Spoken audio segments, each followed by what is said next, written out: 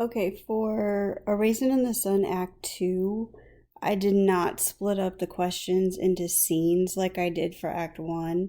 So all of the questions for Act 2 are all together. So what I did do is I just divided it up. I just divided it up in the one assignment. So these questions come from scene one. So we meet George, one of Beneatha's suitors, one of the guys that likes Beneatha.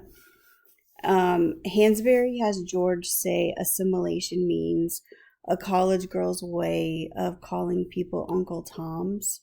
Explain how this is an insult, and I have a link to what calling someone an Uncle Tom is, and so that will help you explain how this is an insult.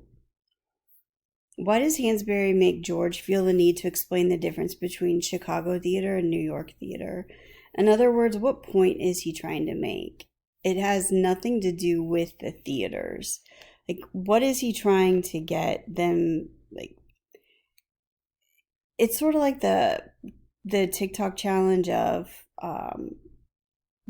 tell me you're rich without telling me you're rich, that kind of thing. So think of it that way. Why did Hansberry find the need to describe what George was wearing? In other words, how is Hansberry characterizing George? What does she want the reader to know about him or feel about him? George is the complete opposite of Walter, right? George is educated. George is judging Walter the entire time. George doesn't agree with Beneatha's choice of going to school. He's also the complete opposite of Asagai. He doesn't accept or encourage Beneatha's dreams or aspirations. And so think about, why does she describe what he's wearing? And really how Walter reacts to what he's wearing also characterizes Walter as well. Prove the following statement with evidence from the play. Hansberry does not have George take Walter seriously. Just like Mama, Ruth, and Beneatha don't take Walter seriously. Well, here comes George, who's not a member of the family and doesn't take Walter seriously either. And so give me a quotation from the play that proves that George, in a situation that George doesn't take Walter seriously. Explain this metaphor Hansberry has Walter say.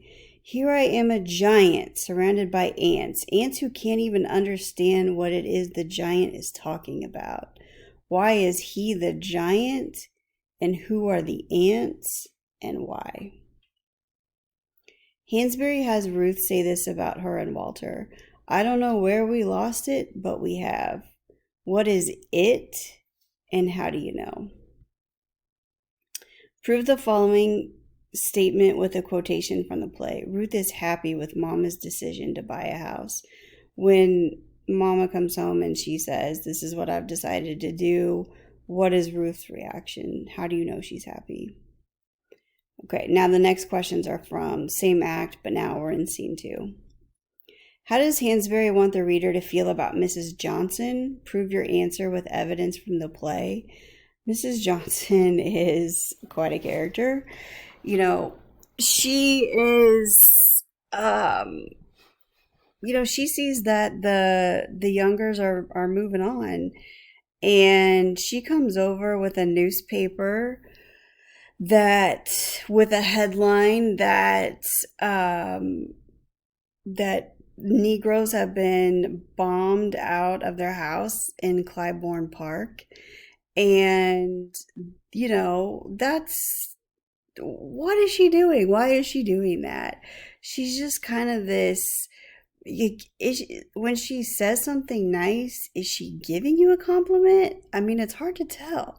But she's not giving you a compliment. She's just this really like, she says everything with a smile, but she's not a nice lady. She's the worst. What are your feelings about Walter at this point, and why do you feel this way? And then for Act 2, Scene 3, I would just like you to summarize the last scene in at least 5 sentences. So that is all of Act 2.